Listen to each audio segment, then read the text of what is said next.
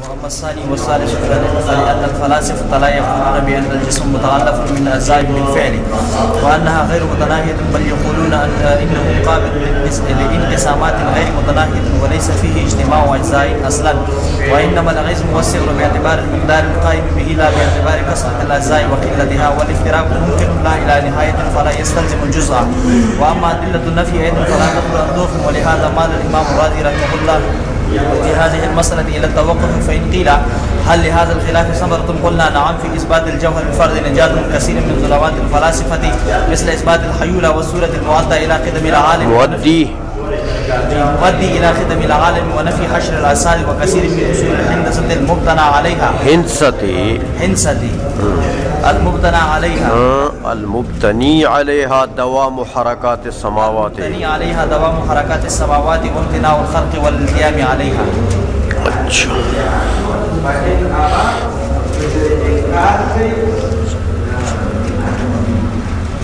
اب یہ آخری جو دو دلیلیں متکلمین کی جو لا تجزا کے اس بات میں انہوں نے دی تھی نا، وہ اشہرھا سے جو انہوں نے نقل کی ہیں، فرماتے ہیں یہ جو دو دلیلیں ہیں ان میں بھی ضعف ہے، یہ بھی اتنے قوی نہیں ہے جتنے متکلمین ان کے اوپر اعتماد کرتے ہیں، اس قدر اعتماد کے قابل نہیں ہے۔ کہتے اصل وجہ یہ ہے کہ پہلی دلیل میں انہوں نے یہ کہا کہ اگر یہ اجسام جو ہے نا، لو کانا کل عین منقسما لا الى نہایت لم تکن الخردلۃ اصغر من الجبل، تو فرماتے دیکھو یہ جو دلیل ہے اس کا یہ مقدمہ کہ اگر ہر جسم انقسامات غیر متناہیہ کو قبول کرے تو پھر خردلہ اور جبل کی تساوی لازم آ جائے گی۔ ہمیں آ گئی یہ انہوں نے کہا ہر جسم اگر وہ غیر متناہی تقسیمات کو قبول کرے تو یہ ملزوم ہے اور لازم ہے کیا چیز؟ تساوی بین الخردلہ والجبل۔ کہتے بھائی یہ تو لازم اس وقت آتا اگر اس کا فلاسفہ کا مذہب یہ ہوتا کہ اجسام کے اجزاء، ہر جسم کے اندر اجزاء جو ہیں وہ بالفعل غیر متناہی موجود ہیں، انقسامات غیر متناہی کو قبول کرتا ہے بالفعل، اور جو اجزاء نکلتے ہیں تو وہ بھی ظاہر بات ہے کہ جب انقسامات غیر متناہی ہوں گے تو اجزاء بھی غیر متناہی ہوں گے۔ سمجھ آئیے؟ تو اگر بالفعل اجزاء غیر متناہی وہ کیا نام ہے فلاسفہ مانتے جسم کے اندر، تو پھر تم کہتے یار خردلہ کے اندر بھی اجزاء غیر متناہی ہے، جسم کے اندر بھی اجزاء غیر متناہی ہے، تو ایک غیر متناہی تو دوسرے غیر متناہی سے قلیل یا کثیر ہو نہیں سکتا، تو تساوی لازم آ جائے گی۔ لیکن فلاسفہ کا تو یہ مذہب نہیں ہے، سمجھ آ گئی ہے؟ فلاسفہ تو یہ نہیں کہتے کہ بالفعل انقسامات غیر متناہی کو قبول کرتا ہے جسم، جسم میں اجزاء بالفعل موجود ہیں غیر متناہی، یہ کب کہا ہے انہوں نے؟ وہ تو کہتے ہیں کہ جسم تقسیم کو قبول کرتا ہے لا الہ نہایہ، بمعنی کیا؟ بمعنی لا یقف عند حد،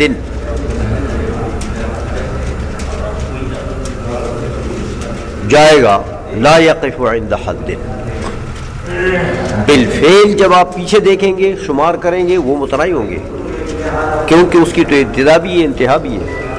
جہاں پر آپ رکیں گے یہاں سے آپ نے تقسیم شروع کر دی جسم کی، 1 تقسیم 2 تقسیم 3 تقسیم 4 تقسیم 5 تقسیم چلے گا، تو اس تقسیمات کی ابتدا ہے کہ نہیں ہے؟ تو جہاں آپ رکیں گے اور پیچھے دیکھیں گے وہ اس کی انتہا ہو جائے گی نا، تو جس چیز کی ابتدا اور انتہا ہو وہ غیر متناہی ہوتی ہے۔ البتہ وہ کہتے ہیں رکے گی نہیں، آگے چلے گی، آگے آگے، لیکن بالفعل جب آپ پیچھے دیکھیں گے، جب بھی آپ دیکھیں گے تو وہ کیا ہوں گے؟ متناہی۔ سمجھ میں آ گئی ہے؟ تو اب یہ کیسے ان کے اوپر لازم آ گیا کہ ان کے مذہب میں لازم آ جائے کہ بھئی جبل اور خردلہ متساوی ہو؟ یہ تو اس وقت ہوگا کہ اگر دونوں میں اجزاء بالفعل غیر متناہی ہوتے تو پھر تم کیسے؟ آئی سمجھ میں؟ اس لیے کہتے ہیں فَلِأَنَّ الْفَلَاسِفَةَ لَا يَقُولُونَ بِأَنَّ الْجِسْمَ مُتَعَلَّقٌ مِّنْ أَجْزَاءٍ بِالْفِعْلِ وَأَنَّهَا غَيْرُ مُتَنَاهِيَةٍ۔ فلاسفہ نے تو یہ نہیں کہا کہ اجسام جو ہے وہ مؤلف ہیں، بالفعل ان کے اندر اجزاء موجود ہیں، اور وہ جو بالفعل موجود ہیں وہ غیر متناہی ہیں، یہ تو انہوں نے نہیں کہا، بل وہ کیا کہتے ہیں؟ بل یقولون انہ قابل لانقسامات غیر متناہیۃ، وہ یہ کہتے ہیں انقسامات غیر متناہیہ کے جسم قابل ہے، لیکن قابل کا کیا مطلب؟ یعنی تقسیماتہ لا تقف عند حد، اس کی جو تقسیمات ہیں غیر متناہی کا یہ مطلب ہے کہ وہ کسی حد پر رکتے نہیں ہیں، یہ نہیں ہے کہ بالفعل تقسیمات غیر متناہیہ کا قابل ہے وہ۔ آئی سمجھ میں؟ اچھا، تو جب یہ ان کا مذہب نہیں ہے، مذہب ان کا یہ ہے، تو اب بالفعل اجزاء غیر متناہیہ خردلہ یا جسم میں لازم آ گئے نہیں۔ دیکھو خردلہ کو تقسیم کرو، وہ کہیں گے یہ جسم متصل ہے یہ خردلہ، اور یہ تقسیمات غیر متناہیہ کو قبول کرتا ہے، چلے گا چلے گا چلے گا چلے گا چلے گا، لیکن آخر پیچھے دیکھو گے تو کتنے اجزاء حاصل ہوں گے؟ متناہی۔ تو جبل میں بھی کتنے حاصل ہوں گے؟ متناہی۔ تو ایک متناہی تو تم بھی مانتے ہو نا کہ ایک متناہی دوسرے متناہی کے بنسبت قلیل و کثیر ہو سکتا ہے،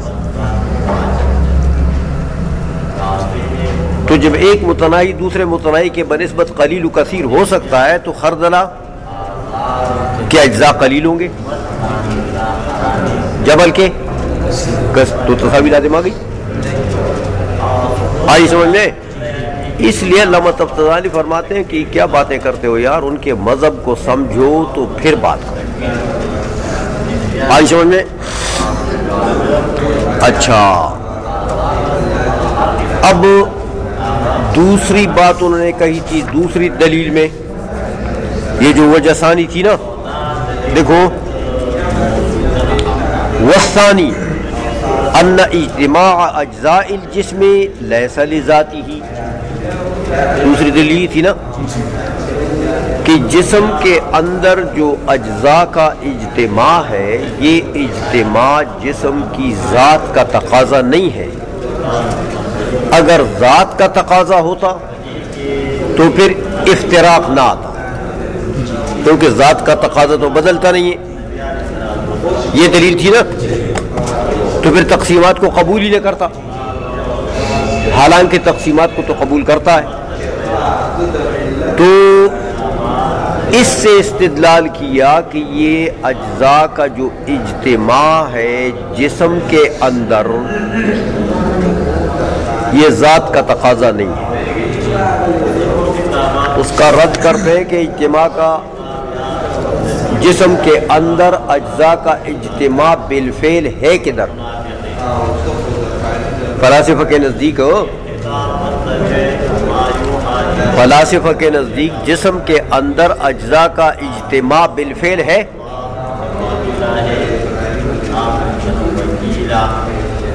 تو معدومات کے اوپر دلیل کی بنیاد رکھتے ہو، وہ تو مانتے ہی نہیں ہے اجزاء کا اجتماع بالفعل. سمجھ میں آ گئی ہے؟ اس لیے کہتے ہیں دیکھو وَلَيْسَ فِيهِ اجتماع اجزاء اصلاً، یہ دوسری دلیل کرد کر رہا ہے کہ تم نے کہا کہ جسم کے اندر جو اجتماع ہے اجزاء کا وہ اجتماع یا لذاتی ہی ہوگا. تو اگر لذاتی ہی ہے تو بھائی وہ لذاتی ہی ہے یا غیر ہی ہے، وہ تو پیچھے کی بات ہے. سرے سے تو فلاسفہ جسم کے اندر اجزاء کا اجتماع بالفعل مانتے ہی نہیں ہیں. وہ تو کہتے ہیں جسم متصل واحد ہے.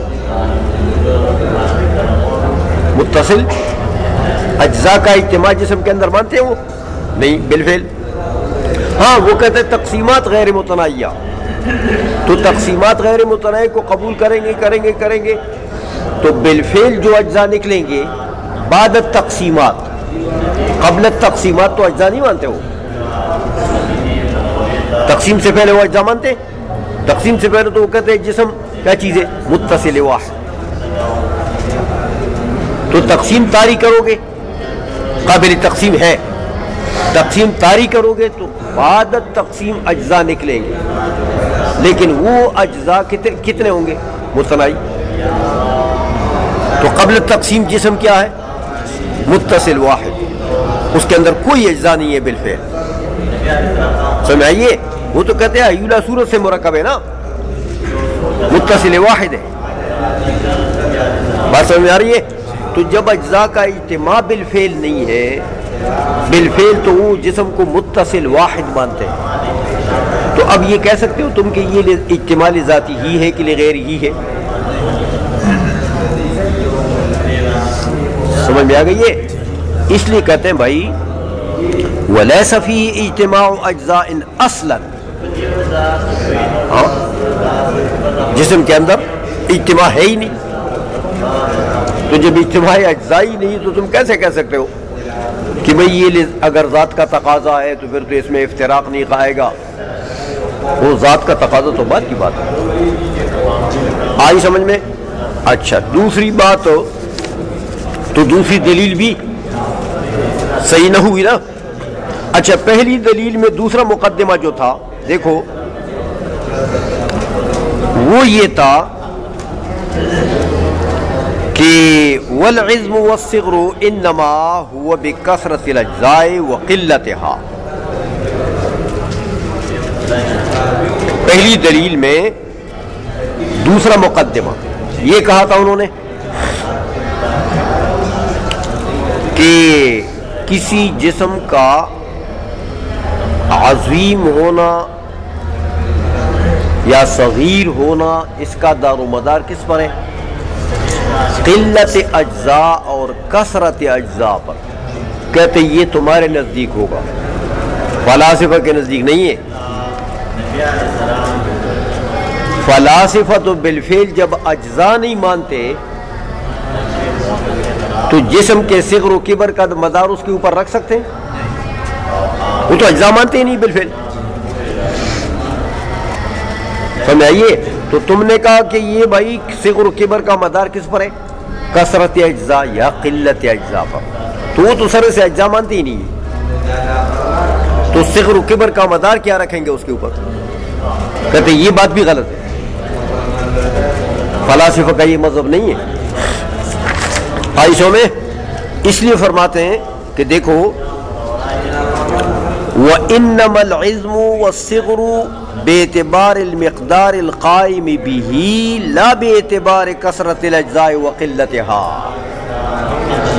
سمجھائیے عظم اور صغر جو ہے جسم کے اندر اجسام کے اندر صغر و کبر تو وہ مانتے ہیں نا فلاسفہ، لیکن صغر و کبر کیسے مانتے ہیں؟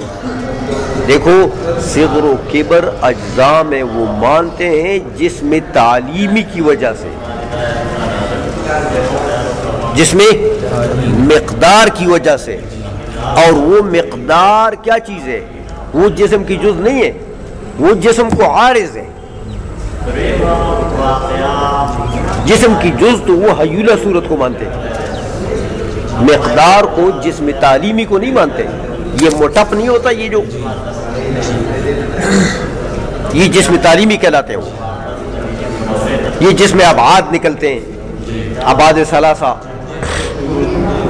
تو یہ جو مادہ ہے، یہ جو مٹیریل ہے، یہ جو اس کا گویا کہ موٹپ ہے، اس کو وہ کیا کہتے ہیں؟ جسم تعلیمی. تو جسم تعلیمی جو ہے اس کی وجہ سے جسم میں صغر و کبر آتا ہے. تو یہ جسم تعلیمی اور یہ مقدار جو ہے یہ جسم کو عارض ہے، یہ جسم کی جز نہیں ہے. سمجھ میں آ گئی یہ؟ تو اس لیے یہ کہہ دینا کہ بھئی اجزاء کی کثرت کی وجہ سے اور اجزاء کی قلت کی وجہ سے جسم کے صغر و کبر کا دار و مدار ہے اس کے اوپر، اس طرح سے اجزاء ہی نہیں مانتے. تو جب اجزاء ہی نہیں مانتے تو صغر و کبر کا بنیاد کیا رکھیں گے اس کے اوپر؟ صغر و کبر کا بنیاد ان کے نزدیک جسم تعلیمی ہے اور وہ عارض ہے جسم. آئیشوں میں اس لیے کہتے ہیں وَإِنَّمَا الْعِظْمُ وَالصِّغْرُ بِاعْتِبَارِ الْمِقْدَارِ الْقَائِمِ بِهِ. ہاں، صغر و عظم جو ہے یہ کس اعتبار سے ہے؟ وہ مقدار کی وجہ سے، جو مقدار قائم ہے جسم کے ساتھ، یعنی عارض ہے جسم کو. سمجھ آ گئی یہ اس کی جز نہیں ہے. جز تو صرف حیولہ صورت مانتے ہو بس، اور جسم کو متصل واحد مانتے ہیں. تو جب اجزاء نہیں مانتے تو اس کے اوپر صغر و کبر کا دار و مدار کیا رکھیں گے؟ اس لیے صغر و کبر کا دار و مدار وہ کس پر رکھتے ہیں؟ مقدار پر، جسم تعلیمی پر، اور وہ عارض ہے اس کو. لا باعتبار کثرت الاجزاء وقلتها. آئی سمجھ میں؟ اچھا، یہ دو مقدمے پہلی دلیل کے بھی رد ہو گئے اور ایک مقدمہ دوسری دلیل کا رد ہو گیا. آئی سو میں؟ اچھا، اب دوسری بات تھی کہ دیکھو لما قبل الافتراق، یہ دوسری دلیل میں دیکھو، اگر یہ ذات کا تقاضا ہوتا تو افتراق کو قبول نہ کرتا. فاللہ تعالی قادر علی ان یخلق فیہ الافتراق الی الجزء الذی لا یتجزا. یہ جو نے کہا تو وہ کہتے ہیں بھائی اس کا رد کرتے ہیں. کہتے دیکھو فلاسفہ کا مذہب ہے کہ افتراق لا الہ نہایہ جسم کے اوپر طاری ہو جائے یہ ممکن ہے، یہ محال نہیں ہے. جسم کو قابل مانتے ہیں نا انقسامات غیر متناہیہ کا، تو جب قابل مانتے ہیں تو اس کا مطلب کیا ہے کہ انقسامات غیر متناہیہ کا طغیان جسم کے اوپر ممکن ہے. لیکن بالفعل اس میں افتراق نہیں ہے، بالفعل تو متصل واحد ہے. البتہ اس کا افتراق ممکن ہے. سمجھ میں آ گئی ہے؟ اچھا، اس لیے کہتے دیکھو والافتراق ممکن لا الہ نہایۃ. تو جب افتراق کو ممکن مانتے ہیں وہ لا الہ نہایہ، کسی جگہ یہ افتراق اور یہ تقسیمات رکتے نہیں ہیں. فلاسفہ کا یہ مذہب ہے. تو جب تقسیمات رکتے نہیں ہیں تو جز لا یتجزا لازم آ جائے گا. وہ تو کہتے ہیں جس جز کو تم اٹھاتے ہو نا کہ بھئی یہاں تقسیم رک گئی ہے، وہ کہتے ہیں اس کی اور تقسیم ہو سکتی ہے، اس کی اور ہو سکتی ہے، تو جز لا یتجزا لازم آ جائے گا. تو یہ دوسرا مقدمہ تھا دوسری دلیل کا، اس کو بھی رد کر دیا کہ جز کیسے لازم کرو گے تم فلاسفہ کے اوپر. وہ تو کہتے ہیں کہ تقسیمات لا الہ نہایہ اس کے اندر ممکن ہے. تو جہاں پر بھی ایک تقسیم تم کرو گے اس کے اجزاء اٹھاؤ گے کہ بھائی اس کی تقسیم آگے نہیں ہو سکتی، وہ کہتے ہیں ہو سکتی، اس کی بھی تقسیم ہو سکتی، چلو قطعی نہ صحیح، کسری نہ صحیح، وہمی صحیح، سمجھ آ گئی ہے۔ لیکن تو اب جز لا یتجزا کیسے لازم آئے گا؟ آئی سمجھ میں؟ تو اس لیے کہتے ہیں بھائی یہ دونوں دلیلیں جو ہے نا، یہ متکلمین انہوں نے ان کو اشہر قرار دیا کہ بڑی یہ مشہور دلیلیں ہیں، لیکن یہ بھی ذوف سے خالی نہیں ہے۔ بات سمجھ میں آ گئی ہے؟ اچھا، یہ تو بات ہو گئی دونوں دلیلیں متکلمین کے رد کر دیا۔ سمجھ آ گئی یہ بات کہ نہیں؟ ایک ایک مقدمے کو لے کر تفتازانی نے رد کر دیا دونوں دلیلوں کو۔ ہر دلیل میں دو مقدمے ہیں اور ہر دلیل کے بنیادی دونوں مقدموں کو رد کر دیا، کہتے یہ بات غلط ہے۔ اچھا، اب فلاسفہ کے کچھ ادلہ ہیں۔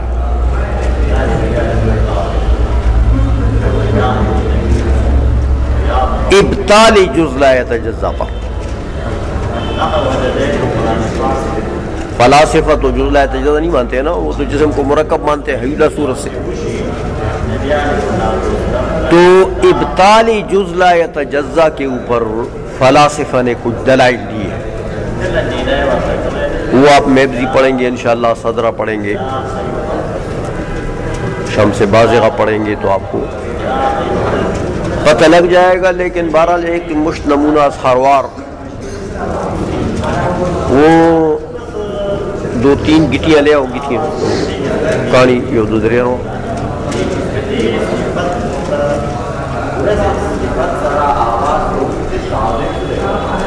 فلاسفہ کہتے ہیں کہ تم، متکلمین کو کہتے ہیں کہ تم جسم کو اجزاء لا تتجزا سے مرکب مانتے ہو نا۔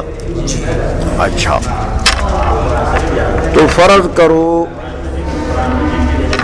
یہ تین اجزاء، یہ تو ہر ایک جسم ہے، ہاں یہ جز نہیں ہے، لیکن بہرحال ہم اس کو جز لا یتجزا فرض کرتے ہیں۔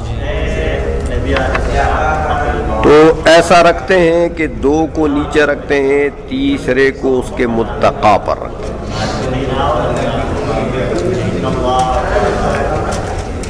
تم کہتے ہو یہ جسم بن گیا نا، کم از کم تین اجزاء سے، چلو مرکب مان لو۔ تم کہتے ہو اجزاء لا تتجزا ہیں، ان کی تجزی نہیں ہو سکتی، ہم کہتے ہیں ہو سکتی ہے۔ دیکھو تینوں کی تقسیم ہو جائے گی۔ یہ جو اوپر والا پڑا ہوا ہے، اس اوپر والے کا ایک حصہ وہ ہے جس سے وہ ملاقات کر رہا ہے اس جز کے ساتھ، اور اس کا ایک حصہ وہ ہے جس سے وہ ملاقات کر رہا ہے دوسرے کے ساتھ۔ تو یہ پہلے والا تقسیم ہو گیا کہ نہیں ہوا؟ اس کی تجزی ہو گئی نا، تقسیم ہو گیا۔ اسی طرح یہ والا نیچے جو اس در پڑا ہوا ہے، اس کا ایک حصہ وہ ہے جس سے وہ لقاء کر رہا ہے اس کے ساتھ، اور ایک حصہ وہ ہے جو غیر ملاقی ہے اس کے ساتھ۔ تو شے دون شے پیدا ہو گیا کہ نہیں؟ اسی کو تقسیم کہتے ہیں۔ اسی طرح یہ پہلے دوسرے والا جو ہے، اس کا ایک حصہ وہ ہے جس سے لقاء کر رہا ہے اس کے ساتھ، اور ایک حصہ وہ ہے جو نہیں کر رہا، تو تینوں تقسیم نہیں ہوئی۔ آئی سمجھ میں؟ اسی طرح علی ھذا القیاس تم اجزاء لا تتجزا کو لے آؤ میدان میں، ہم باطل کر دیں گے۔ آئی سمجھ میں؟ شے دون شے پیدا کر دیں گے، بس وہ باطل ہو جائے گا۔ تقسیم اگرچہ قطعی نہیں ہے، تقسیم اگرچہ کسری نہیں ہے، لیکن تقسیم وہمی تو ہے۔ یہ تقسیم وہمی ہے جس کے اقسام جزیات ہوتی ہیں، متعین جزیات۔ تقسیم عقلی بھی نہیں ہے کہ تقسیم عقلی میں نے آپ کو بتا دیا تھا کہ اس کے اقسام کلیات ہوتی ہیں، جیسے نصف شے، نصف و نصف شے، ربع شے، ربع ربع شے، وہ کلیات ہیں۔ یہاں وہ نہیں ہے، یہ وہمی تقسیم ہے. تو چلو تقسیم قطعی نہیں، کسری نہیں، عقلی نہیں، تو وہمی تو ہے. سمجھ میں آ گئی ہے؟ تو اس لیے جس صورت میں بھی آپ جسم کو جتنے بھی اجزاء سے مرکب کریں گے، لاؤ میدان میں، ہم اس کو باطل کر دیں گے. یہ چند ایک دلائل اسی طریقہ پر، یہ میں نے ویسے آپ کو وہ ایک نمونہ سا بتا دیا، کافی دلائل ہے اس کے اوپر فلاسفہ کے بھی، لیکن وہ آپ میبزی پڑھیں گے انشاءاللہ، اور پھر صدرہ پڑھیں گے تو وہاں تو انہوں نے علم ہندسہ کے اعتبار سے بھی بڑے مضبوط دلائل دیے ہیں وہ جز کے ابطال کے اوپر. لیکن بہرحال علامہ تفتزانی چونکہ حکیم بھی ہیں اور متکلم بھی ہیں، ان کو دونوں کا پتہ ہے. تو متکلمین نے جو دلائل دیے تھے تو وہ تو باطل کر دیے کہ بھئی یہ تو قابل اعتماد چیز نہیں ہے، جز لا تجزا کے اس بات کے لیے یہ کوئی قابل اعتماد چیز نہیں ہے. اب یہ فرماتے ہیں کہ وَأَمَّا أَدِلَّةُ النَّفْيِ أَيْضًا لَا تَخْلُو عَنْ ضُعْفٍ. فلاسفہ کے جو دلائل ہیں، جو نفی جز لا تجزا کے دلائل ہیں، وہ بھی ضعف سے خالی نہیں ہے. سمجھ آئیے؟ تو ان میں بھی ضعف ہے. اب دیکھو نا، تھوڑا سا تفتزانی بھی چونکہ مائل ہیں فلاسفہ کی طرف، بہت سے ہمارے علماء اسلامیون جن میں امام غزالی بھی شامل ہے، انہوں نے یہ فلاسفہ کی طرف میلان کیا ہے کہ بھئی ان کے دلائل جو ابطال جز لا تجزا کے ہیں نا، یہ قوی ہے بنسبت متکلمین کے دلائل کے. تو بہت سے علماء حکماء اسلامیون نے بھی گویا کہ یہ قول کیا ہے کہ جز لا تجزا کے ابطال کے جو دلائل ہیں نا، یہ بنسبت متکلمین کے دلائل کے قوی ہے. اس لیے یہاں بھی دیکھیں نا، فرق تھوڑا سا کر دیا.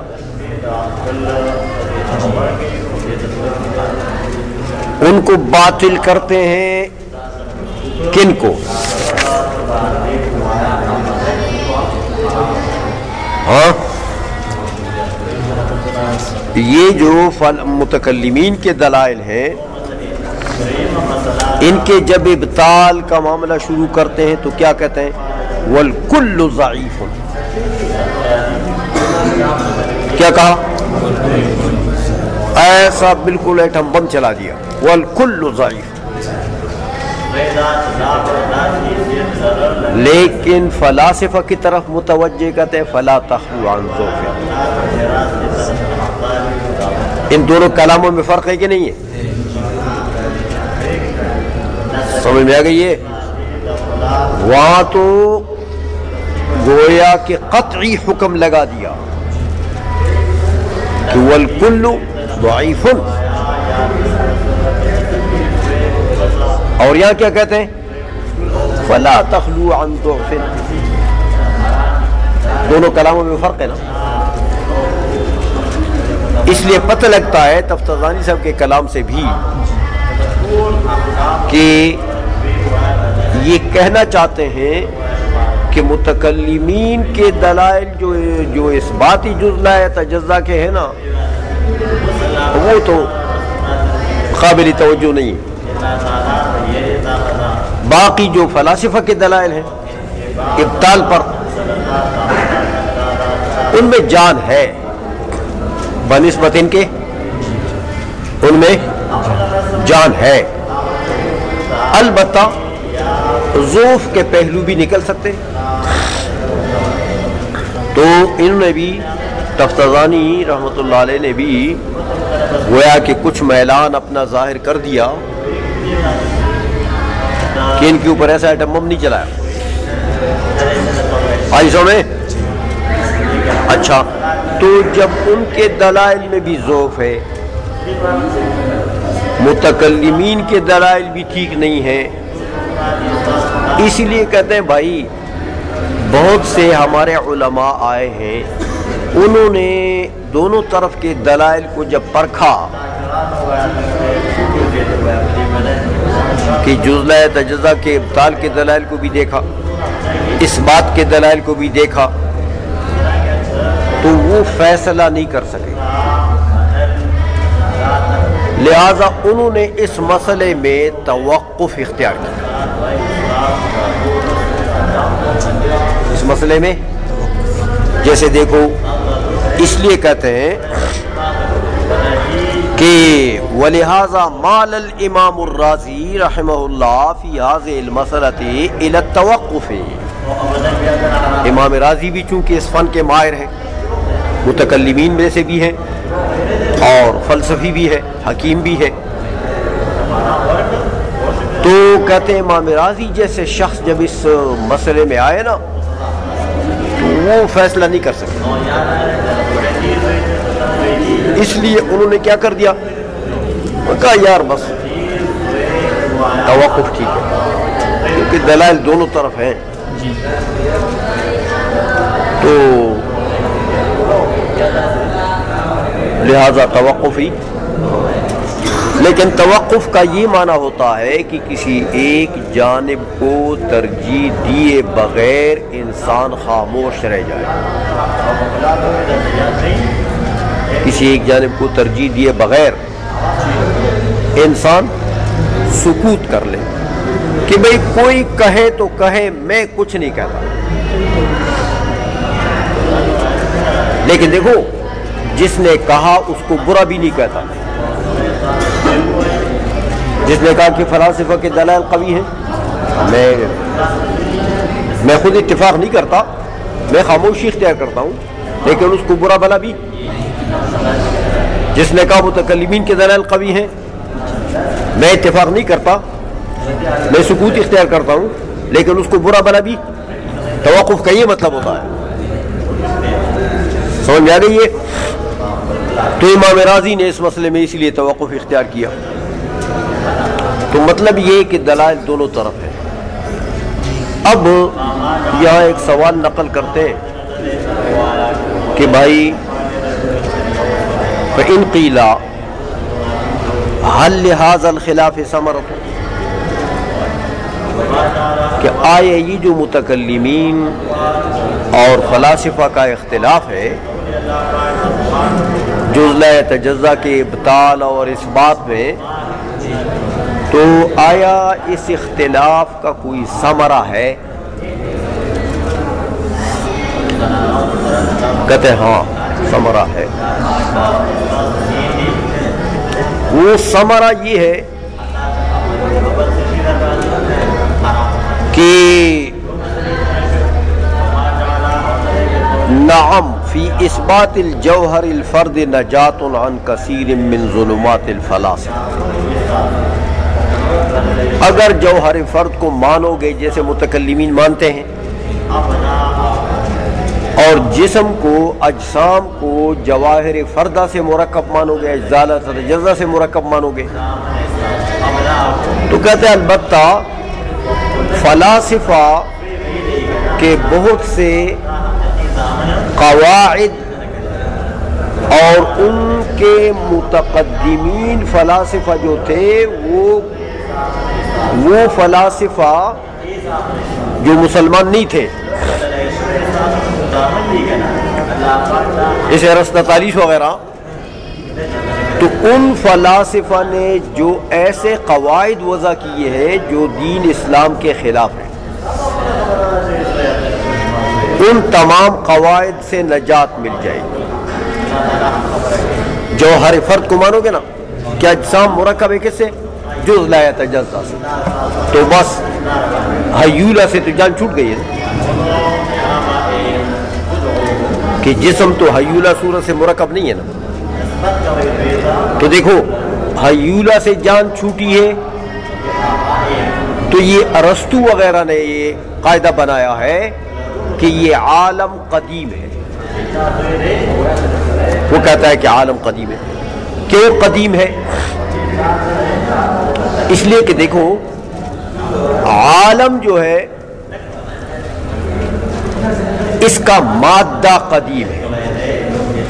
مادہ مانی حیولہ، حیولہ قدیم ہے. اور وہ اصل میں یوں کہتے ہیں کہ دیکھو یہ عالم وجود سے پہلے کیا تھا؟ ممکن. وجود سے پہلے کیا تھا؟ تو امکان ایک صفت نہیں ہے، ایک عرض نہیں ہے. یہ عرض بدون معروض قائم ہو سکتا ہے؟ اس کا وجود ہو سکتا ہے؟ نہیں. تو یہ امکان جو عرض ہے اس کے لیے کوئی معروض چاہیے. اس عالم کائنات کے وجود سے پہلے، اس کے وجود موجود ہونے سے پہلے یہ کیا تھا؟ ممکن. پڑھ چکے ہیں آپ کہ امکان کا درجہ جو ہے تقرر کا درجہ، تمیز کا درجہ، یہ وجود سے پہلے ہوتا ہے. پڑھا ہے نا ملاسم میں؟ تو وجود سے پہلے یہ کیا تھا؟ ممکن. تو امکان کیا چیز ہے؟ عرض. اس کے لیے کوئی محل چاہیے. سمجھائیے. تو محل جب چاہیے تو وہ محل کیا چیز ہے؟ حیولہ. تو وہ حیولہ ممکن نہیں ہوگا. اگر اس حیولہ کو بھی ممکن مانتے ہو تو پھر اس حیولہ کے لیے ایک اور حیولہ چاہیے، پھر اس کے لیے ایک اور حیولہ چاہیے اگر ممکن مانتے ہو تو. آخر کار اس حیولہ کو ماننا پڑے گا کیا؟ قدیم. حادث نہیں. حادث تو پھر اس کے لیے اور محدث چاہیے، پھر اس کے لیے اور حیولہ چاہیے، پھر اس کے لیے اور. سمجھائیے. تو مطلب یہ ہے کہ وہ امکان کا جو محل ہے وہ حیولہ ہے، اور وہ حیولہ کیا ہے؟ قدیم. اس کو ممکن نہیں مان سکتے ورنہ تسلسل لازم آتا. سمجھ میں آ گئی ہے؟ تو جب حیولہ قدیم ہو گیا تو یہی حیولہ مادہ ہے کس کا؟ عالم کا، اس کائنات کا. ہر چیز میں حیولہ ہے، ہر جسم میں حیولہ ہے. زمین کا ایک جسم ہے، اس میں حیولہ ہے. ہر آسمان کا حیولہ الگ الگ ہے، ہر جسم میں ایک حیولہ ہے. تو عالم قدیم بمعنی اس کا مادہ قدیم، یعنی اس کا حیولہ قدیم. سمجھ آ گئی ہے؟ تو یہ ارسطو نے اس عالم کو قدیم کہا، اس معنی میں قدیم کہا. تو اب دیکھو علامہ تفسیری فرماتے ہیں کہ جب تم جسم کو اجزاء لا تتجزا سے مرکب مان لو گے تو حیولہ صورت تو رخصت ہو گیا نا. تو حیولے نے تو کام خراب کیا تھا سارا. حیولے کی وجہ سے تو عالم کا قدم کے طرف گویا کہ وہ ارسطاطالیس نے ذہاب کیا تھا. تو جب حیولہ ہی ہم نہیں مانتے یار، ہم تمہارے حیولہ کو نہیں مانتے. جسم مرکب ہے کس سے؟ اجزاء لا تتجزا سے. تو اب عالم کا قدم ثابت ہوگا تو جان چھوٹ گئی. آئی سمجھ میں؟ اس لیے کہتے ہیں کہ ہاں ثمرہ ہے. نعم فی اثبات الجوہر الفردی نجات عن کثیر من ظلمات الفلاسفہ. وہ کیا ہے؟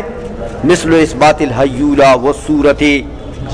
جیسے حیولہ کا اثبات ہے، صورت کا اس سے جان چھوٹ جائے گی. وہ حیولہ صورت کا اثبات کیا ہے؟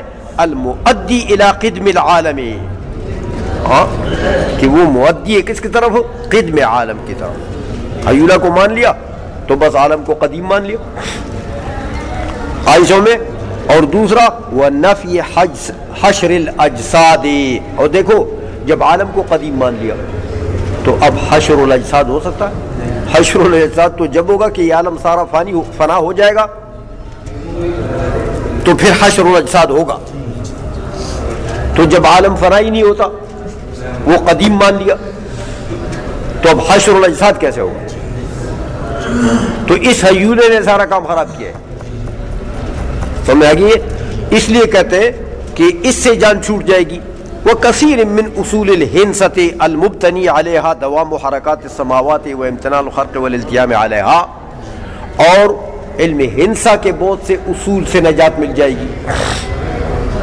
جس علم ہنسا کے قواعد، جن قواعد کے اوپر بنا رکھا ہے فلاسفہ نے کہ آسمان متحرک ہے اور آسمان کی جو حرکت ہے وہ دائمی ہے،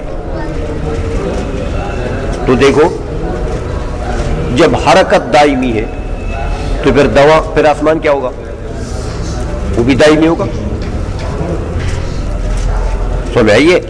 تو دوام الشیء تو بقا کے خلاف ہے، فنا کے خلاف ہے۔ تو اس کا کیا مطلب ہے کہ سماوات کے اوپر فنا نہیں ہے اگر تو قرآن تو کہتا ہے کل من علیہا فان، سمجھ آئیے؟ تو یہ چیز بھی چونکہ شریعت کے اصول کے خلاف ہے، تو اب ہم جب اجزاء لا تتجزا سے آسمان کو مرکب مانیں گے، نہ ہیولا ہے، ہاں، نہ آسمان جو ہے وہ دائم الحرکت ہے، تو جب دائم الحرکت نہیں ہے تو خود بھی دائمی نہیں ہے، تو ان سب چیزوں سے جان چھوٹ جائے گی اگر جز لا یتجزا مانو گے تو۔ تفتازانی نے کہا، کہتے اس لیے اس اختلاف میں متکلمین نے جو فلاسفہ کے ساتھ اختلاف کیا ہے، اس اختلاف کا ثمرہ ہے، اور وہ ثمرہ یہ ہے کہ اصول اسلامیہ کے خلاف ہو یہ باتیں جو تھی نا، اس کا متکلمین نے رد کر دیا ہے۔ آئی سمجھ میں کہ نہیں سمجھ آئی؟ اچھا، وَامْتِنَاعُ الْخَلْقِ وَالِالْتِيَامِ عَلَيْهَا، کہ جب حرکت دائمی ہے تو اب آسمانوں میں ٹوٹ پوٹ ہو نہیں سکتی، خرق، آسمان ٹوٹ جائے، کہیں پھٹ جائے یا پھر جڑ جائے، التیام، پھر جڑ جائے، پھٹ جائے، پھر جڑ جائے، یہ چیزیں فلاسفہ آسمان میں محال مانتے ہیں، کہتے یہ نہیں ہو سکتا آسمانوں میں کیونکہ وہ دائم الحرکت ہے۔ تو جب دائم الحرکت ہے تو اس کا حرکت جب دائمی ہے تو اب اس میں خرق آ سکتا ہے، خرق آ جائے تو حرکت تو ختم۔ تو قرآن نے جو کہا کہ یوم تشقق السماوات والارض، تو قرآن نے مان لیا تشقق کو، خرق کو مان لیا کہ نہیں مان لیا؟ تو یہ تو نہیں مانتے، اس لیے کہتے ہیں ان سب چیزوں سے جان چھوٹ جائے گی اگر جز لا یتجزا سے جسم کو مرکب مانو گے تو آسمان بھی اجزاء لا تتجزا سے مرکب ہے، زمین بھی اجزاء لا تتجزا سے مرکب ہے، اور باقی اجسام بھی، تو بس ہیولا سے جان چھوٹ جائے گی، اور ہیولا سے جان چھوٹی تو بس کام ہو گیا، ہو گئی بات۔ آگے خیالی پڑھیں گے۔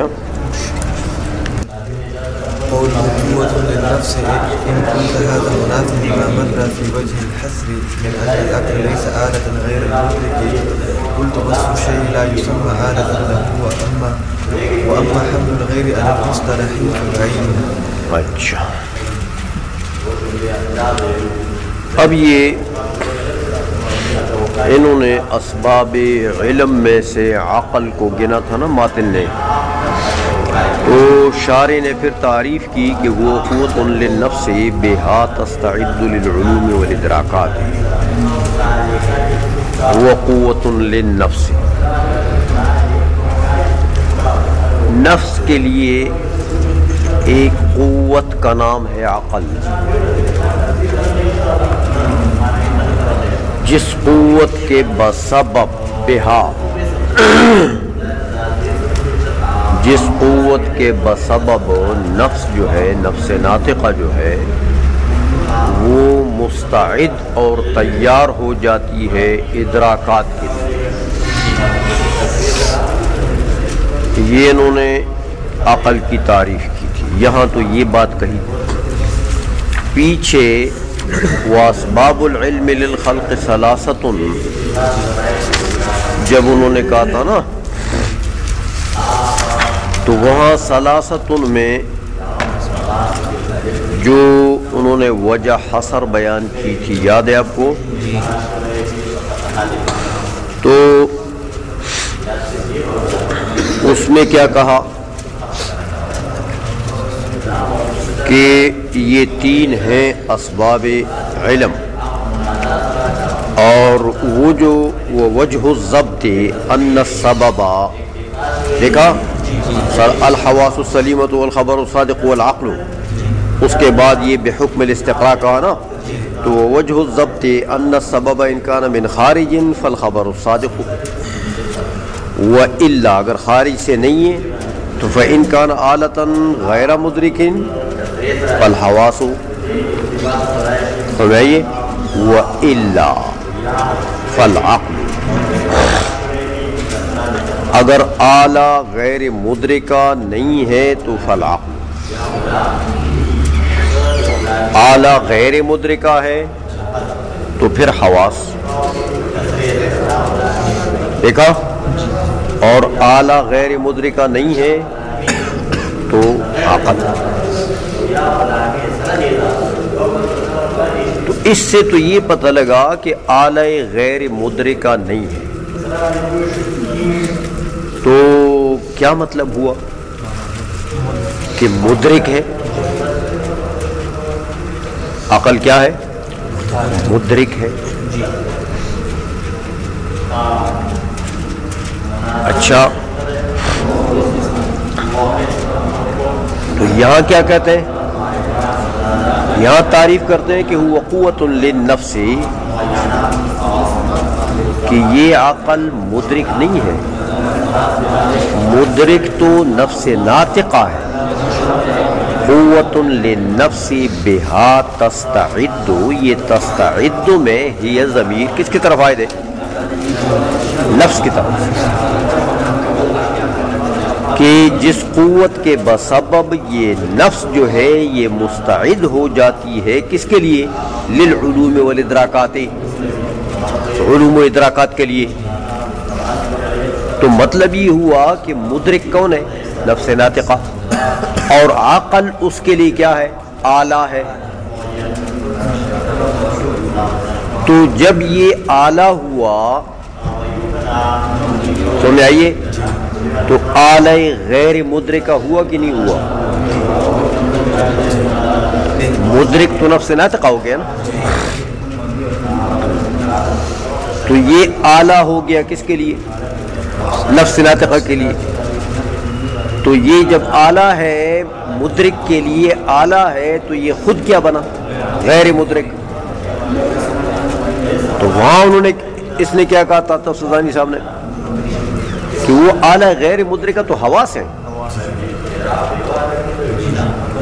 وہ تو عقل نہیں ہے۔ تو یہاں کہہ رہے ہیں کہ نہیں، وہ آلہ غیر مدرکہ جو ہے وہ عقل ہے۔ بات سمجھ میں آ گئی ہے؟ اس لیے کہتے ہیں یہ تو علامہ تفسیرانی صاحب کے کلام میں گویا کہ تناقض ہے۔ بھائی ایک جگہ اسی آلہ غیر مدرکہ کو حواس کہہ رہے ہیں، دوسری جگہ اسی آلہ غیر مدرکہ کو عقل کہہ رہے ہیں۔ بات سمجھ میں آ گئی ہے؟ تو یہ تو پھر کلام میں تفتزانی صاحب کے تضاد اور تنافی آ گئی ہے۔ یہ ایک سوال یہاں پر ہوتا ہے، ان قلت سے وہ سوال نقل کرتے ہیں علامہ خیالی کہ اگر آپ سوال میں یہ کہے کہ ھذا مناف لما مر فی وجہ الحصر، یہ کلام جو یہاں کی انہوں نے عقل کی تعریف کیے، تو یہ کلام تو یہ تو منافی ہے، وہ جو وجہ حصر میں کلام گزرا ہے اس کے منافی ہے۔ وجہ حصر میں کیا گزرا کہ من ان العقل لیس آلتا مدرک، لیس آلتا غیر المدرکی، کہ عقل جو ہے وہ آلہ غیر مدرکہ نہیں ہے۔ تو یہاں کیا کہہ دیا کہ آلہ غیر مدرکہ ہے، یہاں سے تو یہ پتہ لگا کہ مدرک تو نفس ناطقہ ہے اور یہ اس کے لیے آلہ ہے،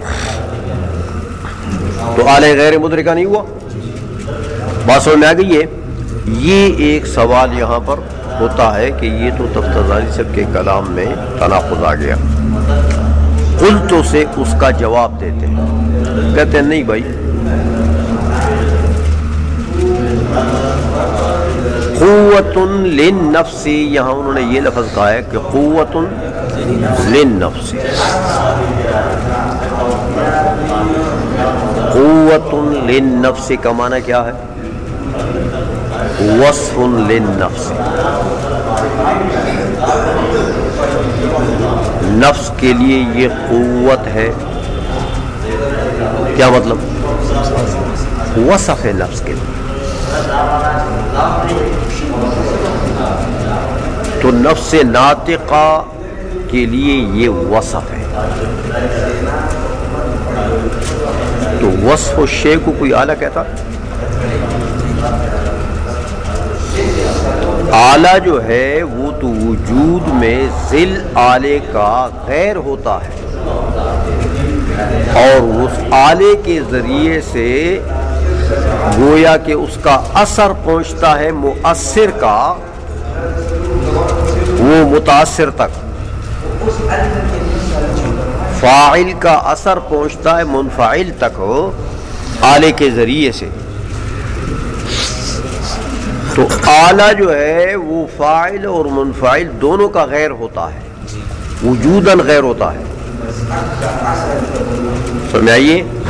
اور یہ تو انہوں نے قوت کہا ہے، قوت بمعنی وصف الشیء، کہ یہ نفس ناطقہ کے لیے وصف ہے، تو وصف آلہ بن سکتا ہے؟ وصف کے اوپر آلے کا اطلاق تو نہیں ہوتا، اس لیے یہاں پر یہ مطلب نہیں ہے کہ یہ آلہ ہے کہ وہاں پچھلے کلام سے اس کا تعارض آ جائے، بلکہ مطلب یہ وہ کہتے ہیں قوت للنفس بہا تستعد للعلوم والادراکات، یہ نفس کے لیے ایسی صفت ہے کہ جس صفت کے بسبب وہ نفس جو ہے وہ مستعد ہو جاتا ہے علوم و ادراکات کے لیے، تو یہ اس کا ایک وصف ہے۔ تو وصف کا تو مطلب یہ نہیں ہوتا کہ وہ وصف اعلیٰ بن گیا، وصف تو اعلیٰ نہیں ہوتا، بات سمجھ میں آ گئی ہے؟ قلتو سے جواب دیتے ہیں کہ دیکھو وصف الشیء لا یسمى آلۃ لہ، سمجھ گئے ہو جواب ہو کہ یہ تو وصف ہے۔ اچھا، اب یہ تو انہوں نے اپنا جواب دے دیا، علامہ خیالی نے قلتو سے اس سوال کا اپنا جواب دے دیا۔ بعض علماء نے یہ جو عقل کی، وہ پچھلے کلام میں جو عقل کے متعلق کہا تھا کہ وہ آلہ غیر مدرکہ ہے تو حواس ہے، اور آلہ غیر مدرکہ نہیں ہے تو پھر عقل ہے، سمجھ آ گئی ہے؟ تو یہ جو غیر کا لفظ ہے نا، انہوں نے کہا تھا یار یہ غیر جو ہے، یہ غیر یہاں پر لغوی معنی میں نہیں ہے کہ نفس مغایرت مفہومی کے لیے آ جائے۔ غیر لغوی کا معنی کیا ہوتا ہے کہ ایک چیز دوسرے کا غیر ہے لغتاً، کیا مطلب؟ یعنی لغت میں اس کا مفہوم اور ہے اور دوسرے کا مفہوم اور ہے، لغوی مفہوم ایک کا کچھ اور ہے دوسرے کا کچھ اور ہے، تو اس کو غیر لغوی کہتے ہیں۔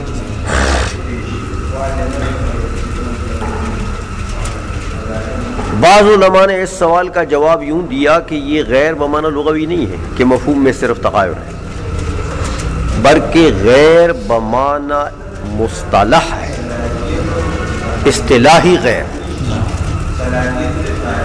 تو اصطلاحی غیر کون ہوتا ہے؟ جن دو چیزوں کے درمیان میں اصطلاحی غیریت ہوتی ہے تو وہ غیریت کا مطلب کیا ہوتا ہے کہ ایک دوسرے سے منفک ہو جاتا ہے وجوداً، ایک غیر دوسرے غیر سے وجود میں منفک ہو جاتا ہے۔ یہ ایک غیر یہ اگر دوسرے کا غیر ہے تو یہ ایک ادھر پایا جائے گا تو وہ دوسرا نہیں ہوگا. تو جن دو چیزوں کے درمیان میں انفکاک فی الوجود ہو ان کو کہتے ہیں غیرین، کہ یہ دو چیزیں غیر ہیں، ان میں مغایرت ہے. مغایرت اصطلاحی اس کو کہتے ہیں. عائشہ میں تو اب بعض علماء نے جواب یہ دیا کہ یہ جو غیر کا لفظ نہیں آیا ہے حواس کے لیے، کہ اگر آلہ غیر مدرکہ ہے تو حواس ہے. اس غیر سے کیا مطلب ہے؟ غیر مصطلح. سمجھ آ گئی ہے؟ کیا اگر مدرک کا غیر ہے، سمجھ آئیے، تو انہوں نے غیر کو حمل کیا کس پر؟ اصطلاحی غیر پر، کہ بھائی اگر مدرک کا وجود اور ہو اور اس غیر کا وجود اور ہو تو پھر یہ حواس ہے. سمجھ میں آ گئی ہے؟ وَإِلَّا، اور اگر ایسا نہ ہو، مدرک کا وجود اور نہ ہو، اور کیا نام ہے اس کا، وہ غیر مدرک کا وجود اور نہ ہو اور اس کا وجود اور نہ ہو، تو پھر ان دونوں کے درمیان میں مغایرت نہیں ہے. وَإِلَّا، سمجھائیے. تو کہتے ہیں بھائی یہ جب غیر محمول ہو گیا غیر مصطلح کے اوپر تو وہ الا میں اس غیر مصطلح کا سلب ہے. سمجھ آ گئی ہے؟ وہ غیر مصطلح جو ہے وہ جو حواس کے لیے ہے کہ اگر وہ آلہ ہے، کیسا آلہ ہے؟ غیر مدرک. ایسا آلہ ہے کہ وہ غیر ہے کس کا؟ مدرک کا. تو آلے کا وجود اور ہو اور مدرک کا وجود اور، باعتبار وجود ان کے درمیان میں انفکاک ہو، تو پھر تو یہ کیا ہے؟ حواس ہے. وَإِلَّا، اور اگر ایسا نہیں ہے، باعتبار وجود آلے اور مدرک کے درمیان میں تغایر نہیں ہے، انفکاک نہیں ہے، تو پھر کیا ہے؟ عقل ہے. اس لیے دیکھو اب باعتبار وجود تو عقل اور مدرک کے درمیان میں انفکاک ہے نہیں. مدرک کون ہے؟ نفس ناطقہ. عقل کون ہے؟ یہ اس کا وصف. تو کیا یہ وصف کا وجود کوئی اور جگہ پایا جاتا ہے جہاں نفس ناطقہ نہ ہو؟ جواب کو سمجھو کہ نہیں؟ انہوں نے کہا کہ بھائی یہ غیر جو یہاں ہے یہ غیر بمعنی مصطلح ہے. تو جب بمعنی مصطلح ہو گیا تو اب یہ سوال ہوتا ہی نہیں ہے کہ وہ تو آلہ بن گیا. بات سمجھ میں آ گئی ہے؟ یہ جواب انہوں نے غیر کو بمعنی مصطلح لے کر تو یہ جواب دیا بعض علماء نے اس سوال کا. علامہ خیالی فرماتے ہیں کہ یار یہ تو بہت بعید بات انہوں نے کہی ہے. دیکھو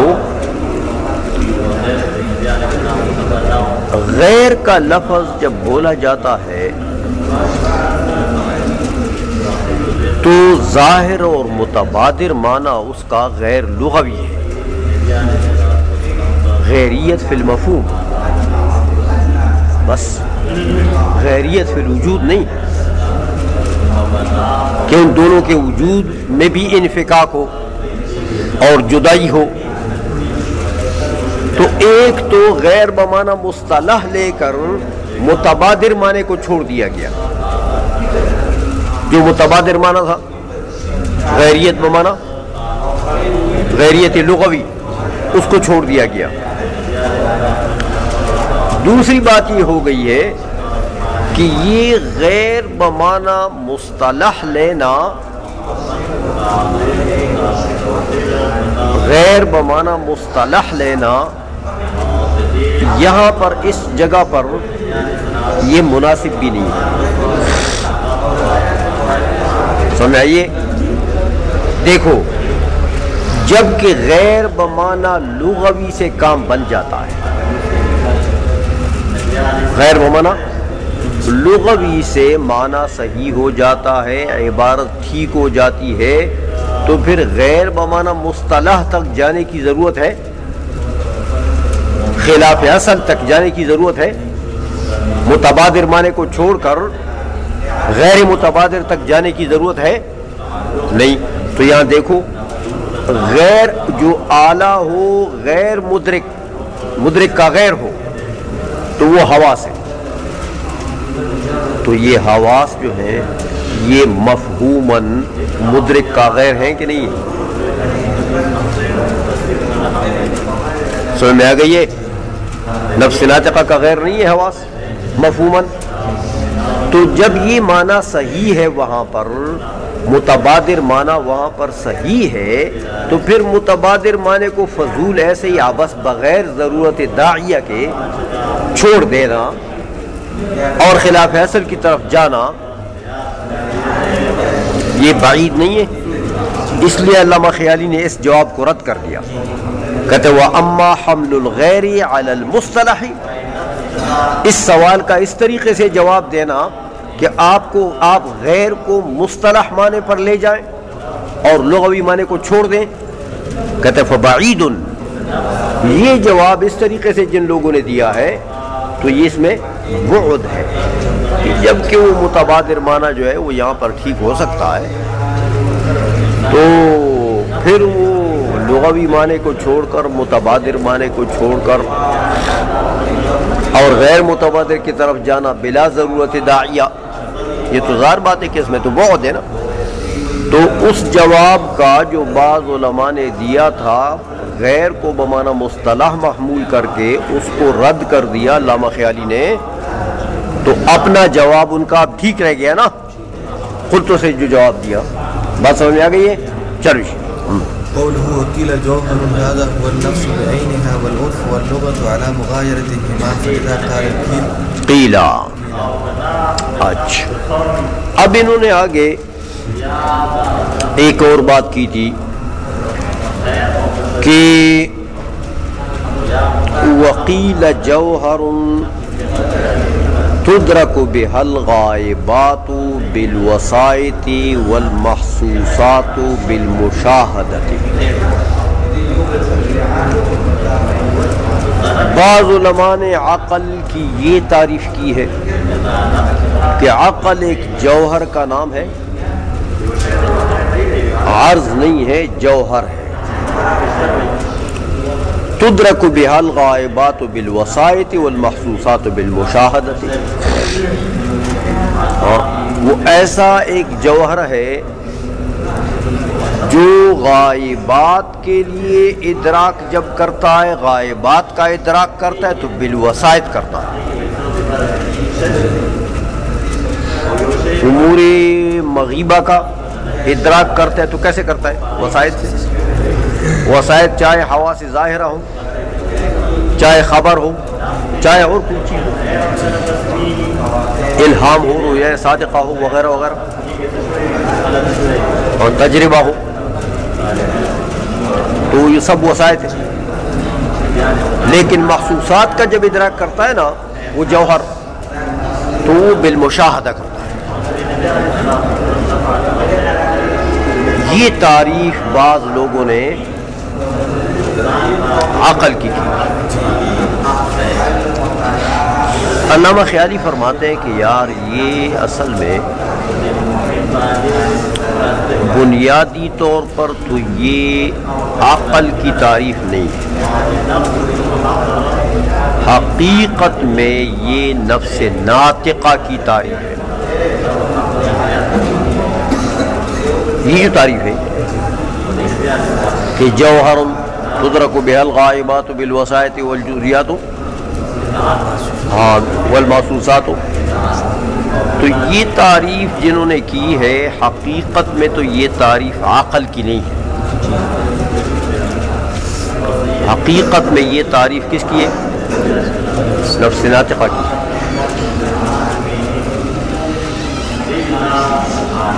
لیکن علامہ تفتزانی نے یہاں پر اس کو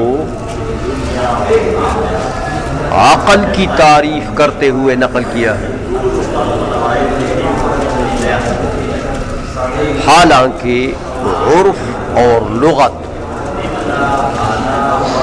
یہ دونوں،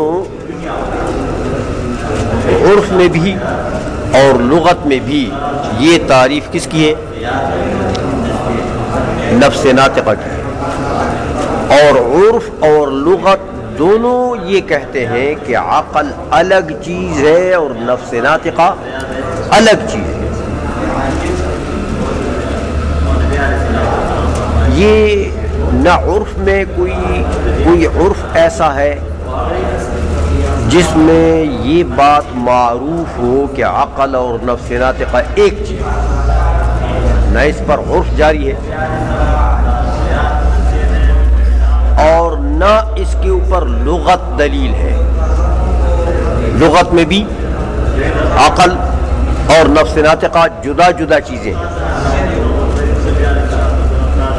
تو جب لغت اور عرف دونوں مغایرت پر ہیں کہ دونوں غیر غیر ہیں، تو پھر ایک تعریف دونوں کے لیے کر دینا صحیح ہے. تو میں یہ بھائی ایک تعریف تو دونوں چیزوں کی جب ہوگی کہ دونوں میں اتحاد ہو، دو چیزیں آپس میں متحد ہوں تو ٹھیک ہے، پھر ان دونوں کی تعریف بھی آپ ایک کر دیں. تو یہ تعریف تو ہے نفس ناطقہ کی. تو اگر یہ تعریف جیسے تفتزانی سے اپنے عقل کی بھی کر دی ہے تو یہ عقل کی تعریف اس وقت بن جاتی کہ اگر عقل اور نفس ناطقہ میں اتحاد ہوتا، وہ متحدین ہوتے، دونوں ایک چیز ہوتی، تو پھر ٹھیک ہے، نفس ناطقہ کی تعریف جو بھی ہوگی وہ عقل کی بھی ہو جائے گی اور جو عقل کی ہوگی وہ نفس ناطقہ کی ہو جائے گی. حالانکہ عرفاً اور لغتاً دونوں کے درمیان میں اتحاد تو نہیں ہے. اتحاد تو جب دونوں میں مغایرت ہے عرفاً بھی اور لغتاً بھی، تو اب دونوں کی ایک تعریف کر دینا تو صحیح نہیں ہے. ایک کی تعریف الگ ہوگی، دوسرے کی تعریف الگ ہو.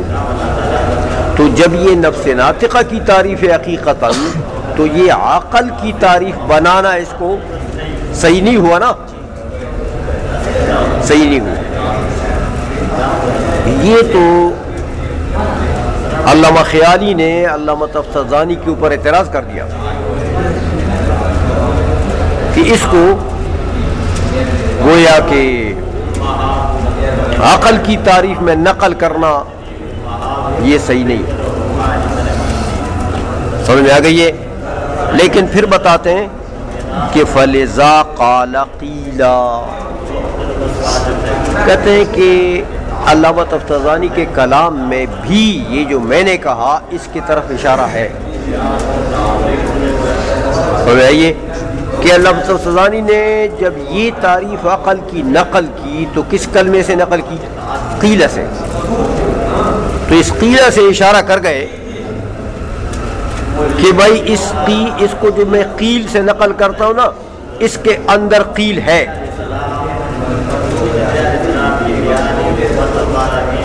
قیل سے نقل کر کے قیل کی طرف اشارہ کر دیا کہ بھئی اس کو میں قیل سے نقل کرتا ہوں اس لیے کہ اس کے اندر کلام ہے. یہ بالکل صاف طور پر عقل کی تعریف نہیں ہے، اس کے اوپر اعتراض ہوتا ہے کیونکہ یہ تو حقیقت میں عقل کی تعریف نہیں ہے. سمجھ میں آ گئی ہے. تو علامہ تفتزانی یہ کہنا چاہتے ہیں، قیل سے اشارہ کر گئے کہ بھئی اس کے اندر کلام ہے، اور وہ کلام یہ جو میں نے بتا دیا آپ کو کہ یہ حقیقتاً عقل کی تعریف نہیں ہے بلکہ یہ نفس ناطقہ کی تعریف ہے. لیکن پھر اعتراض ہوتا ہے کہ بھئی جب نفس ناطقہ کی تعریف ہے اور لغتاً اور عرفاً یہ دونوں غیر غیر ہیں، تو پھر تفتزانی سے کیا ہو گیا کہ انہوں نے نفس ناطقہ کی جو تعریف تھی وہ عقل کی تعریف بنا دی، عقل کی تعریف میں نقل کی انہوں نے. یہ کیوں کیا انہوں نے؟ اصل بات یہ ہے کہ یہ بات تو صحیح ہے علامہ خیالی کی کہ لغتاً و عرفاً عقل اور نفس ناطقہ میں مغایرت ہے، اس کا انکار نہیں ہے، یہ بات ٹھیک ہے، دونوں چیزیں الگ الگ ہیں، لیکن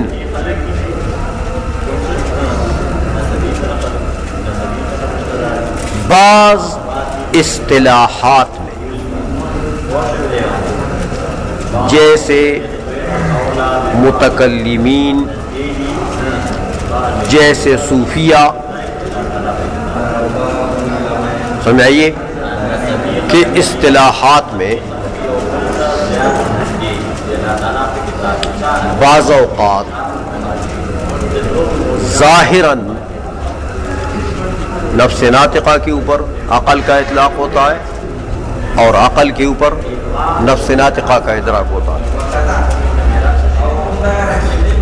بعض صوفیہ کی اصطلاحات میں یا متکلمین کے بعض کتابوں میں یہ دو تین چیزیں ہیں جن کا آپس میں اطلاق ہوتا ہے ایک دوسرے کے اوپر۔ دیکھو، ایک ہے یہ عقل، دوسری چیز ہے نفس ناطقہ، تیسری چیز ہے ذہن، چوتھی چیز ہے روح، پانچویں چیز ہے مدرک۔ یہ الفاظ ہیں، سمجھئیے۔ تو جو علماء عمیق نظر کرتے ہیں نا، وہ تو پھر جدا جدا کر دیتے ہیں، ہر ایک کا محمل جدا کر دیتے ہیں، لیکن جو علماء گہرے نہیں جاتے ہیں اور وہ کہتے ہیں یار کسی کا سر کیوں کھانا ہے، بس یہ مدرک سب کو ادراک میں دخل ہے۔ نفس ناطقہ تو اصالتاً مدرک ہے نا، لیکن عقل کو بھی تو ادراک میں دخل ہے، سمجھائیے، اور بہت زیادہ دخل ہے، تو کہتے ہیں یار یہ بھی مدرک ہے، تو عقل کو بھی مدرک کہہ دیتے ہیں، عقل کو بھی نفس ناطقہ کہہ دیتے ہیں، عقل کو بھی ذہن کہہ دیتے ہیں، سمجھائیے۔ تو یہ اطلاقات جو ہیں یہ ظاہری طور پر بعض علماء تصوف اور علماء کلام کی کتابوں میں پائی جاتی ہیں، سمجھ میں آ گئی ہے۔ اس لیے علامہ خیالی نے بھی کہا قیل، یار ایک بات یہ بھی کہی ہوئی، تو اس کا قیل ٹھیک ہے کہ عقل کے اوپر چونکہ نفس ناطقہ کا اطلاق ہوتا ہے اور نفس ناطقہ کے اوپر عقل کا اطلاق ہوتا ہے، اس لیے انہوں نے جو تعریف نفس ناطقہ کی تھی وہ عقل کی بنا دی، عقل کی نقل کر دی۔ بات سمجھ میں آ گئی ہے؟ اچھا، فَلِذَا قَالَ قِيلَ ہو گیا، آگے پڑھو گے۔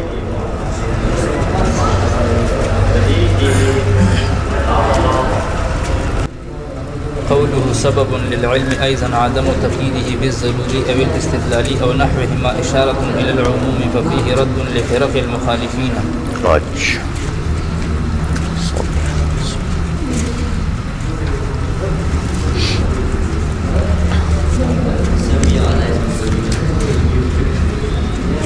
اب یہ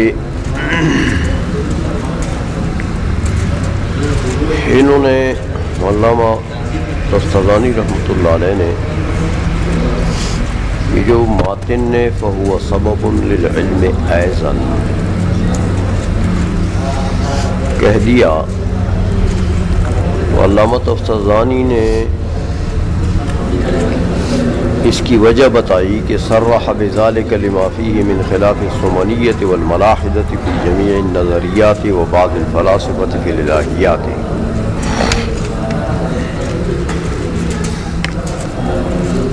یہ تصریح انہوں نے کہ یہ عقل بھی اسباب علم میں سے،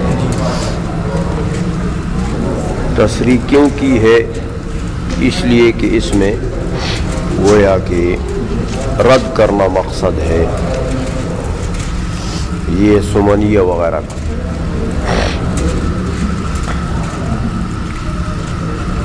تو ماتن نے اتنا کہا کہ فَهُوَ سَبَبٌ لِلْعِلْمِ أَيْضًا. علامہ خیالی فرماتے ہیں کہ یہاں انہوں نے یہ نہیں کہا کہ کون سے علم کے لیے سبب ہے. یہ علم کی تو کئی قسمیں ہیں. علم بدیہی یعنی ضروری ہے، علم استدلالی یعنی نظری ہے، علم حصولی ہے، حضوری ہے. کس علم کے لیے یہ سبب ہے؟ تو یہاں علم کے ساتھ کسی قید کا ذکر نہیں کیا، علم کی تعیین نہیں کی. تو فرماتے ہیں کہ علم بلاغت کا قاعدہ ہے کہ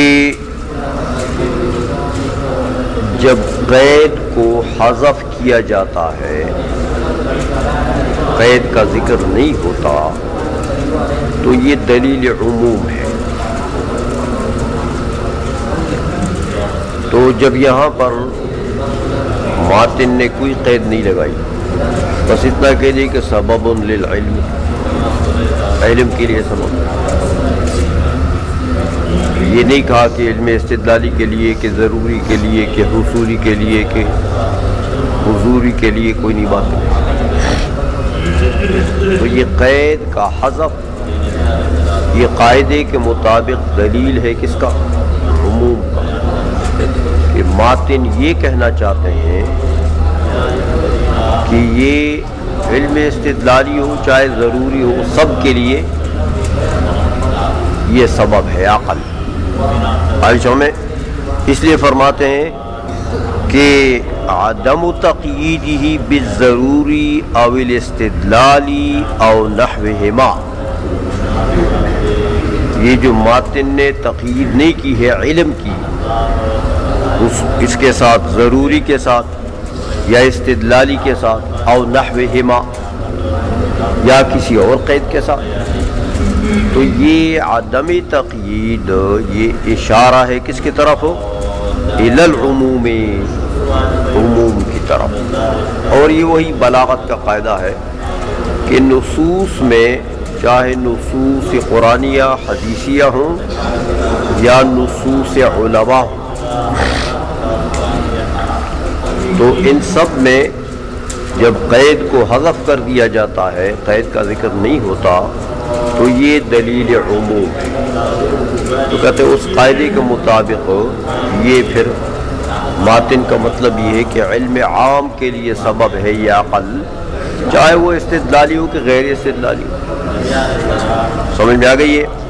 اچھا، ایک تو کہتے ہیں کہ اس قاعدے کی طرف اشارہ ہوا.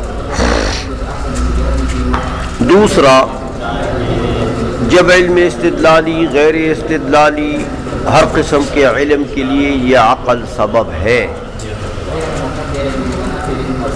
تو کہتے ہیں اب بات صاف ہو گئی ہے کہ یہاں پر مخالفین کے جو عقل کو سبب علم نہیں مانتے وہ کئی فرقے ہیں. ایک فرقہ کہتا ہے کہ بھائی مطلقاً عقل جو ہے وہ سبب علم ہے ہی، عقل افادہ علم بالکل نہیں کر سکتی ہے. وہ بھی ایک ہیں، ان کا بھی رد ہو گیا کہ سبب للعلم، علم کا سبب ہے. بعض کہتے ہیں کہ نظریات میں یہ علم کا سبب نہیں، بدیہیات میں ہے. ان کا بھی رد ہو گیا کہ بھئی عام علم کے لیے سبب ہے، چاہے استدلالی ہے، نظری ہے، غیر نظری ہے، سب کے لیے. بعض نے کہا کہ الہیات میں سبب نہیں ہے، الہیات میں یہ علم کا مفید نہیں ہے عقل، تو ان کا بھی رد کر دیا کہ بھئی علم الہیات کا ہو غیر الہیات کا ہو، سب کے لیے عقل جو ہے یہ سبب ہے۔ تو مطلب یہ ہے کہ علامہ تفتزانی نے تو مخالفین کے یہاں پر صرف دو فرقے نقل کیے، ایک سمنیہ اور ایک یہ بعض فلاسفہ، سمجھائیے۔ تو یہ دو فرقے نہیں ہیں مخالف، اس میں بہت سے فرقے ہیں، یہ حاشیے پر 5-6 فرقے نقل کیے، دیکھا آپ نے۔ تو مطلب یہ کہ علامہ تفتزانی نے تو بڑے بڑے جو فرقے تھے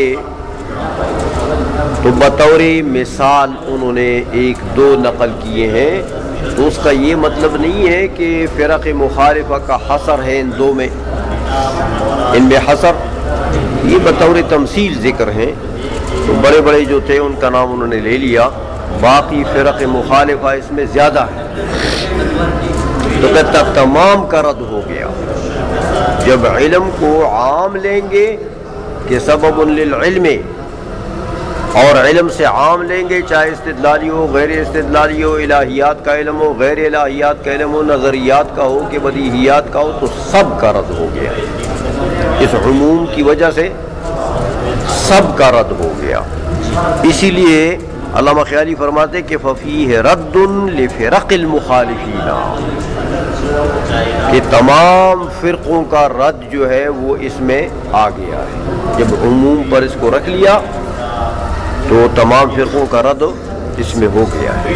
چلو جی، قوله بناء على كثرة الاختلاف هذا دليل بعض الفلاسفة لا السنية على مطروحهم إذ لا كثرة اختلاف في العلوم المتصفة من الجنسيات والعدديات۔ اچھا، اب یہاں آ کر تو علامہ تفتزانی نے 2 فرقے نقل کیے تھے مخالفین، لما فيه من خلاف السمنية والملاحدة في جميع النظریات، وہ سمنیہ اور یہ جو ملاحدہ ہیں وہ کہتے ہیں کہ نظریات میں علم جو ہے یہ عقل جو ہے یہ سبب علم نہیں ہے، نظریات میں۔ اور بعض فلاسفہ کا مذہب نقل کیا تھا کہ وہ اختلاف کرتے ہیں الہیات میں، کہ عقل الہیات میں افادہ علم نہیں کرتا۔ تو یہ 2 فرقے نقل کر کے آگے پھر کیا کہا؟ بناء علی کثرت الاختلاف، تو یہ بناء علی کثرت الاختلاف جو ہے بعض علماء نے اس کو اصل میں سمنیہ کا دلیل 2 فرقوں کا ذکر ہے نا، سمنیہ اور فلاسفہ، تو یہ بناء جو ہے بعض علماء نے اس بناء کو دلیل بنا دیا، کس کے لیے؟ سمنیہ کے لیے۔ سمجھائیے کہ بھائی وہ سمنیہ جو ہیں وہ کہتے ہیں کہ نظریات میں عقل جو ہے یہ مفید علم نہیں ہے، بناء علی کثرت الاختلاف، سمجھ آگئی ہے؟ تو یہ بناء علی کثرت الاختلاف دلیل ہے کن کا؟ سمنیہ کا۔ وہ بنیاد رکھتے ہیں اس کے اوپر کہ چونکہ یہ نظریات جو ہیں ان میں کثرت اختلاف ہے، سمجھائیے، تو اس وجہ سے وتناقض الآراء، اور نظریات میں جو ہے آراء مختلف ہیں، آراء میں تناقض لازم آتا ہے، کبھی کوئی کہتا ہے عالم قدیم ہے، کبھی کہتا ہے حادث ہے، سمجھائیے، تو یہ تناقض آراء ہے۔ تو یہ دلیل بنا دی انہوں نے کن کے لیے؟ سمنیہ کے لیے۔ علامہ خیالی فرماتے ہیں کہ یہ انہوں نے غلطی کی ہے، ایسا نہیں ہے۔ یہ جو بناء علی اختلاف علی کثرت الاختلاف ھذا دلیل بعض الفلاسفہ، یہ فلاسفہ کی دلیل ہے، سمنیہ کی نہیں ہے۔ وجہ کہتے دیکھو فلاسفہ جو ہیں وہ اختلاف کرتے ہیں کس میں؟ الہیات میں، کہ بھئی الہیات میں عقل مفید علم نہیں ہے، اختلاف الہیات میں کثیر ہے،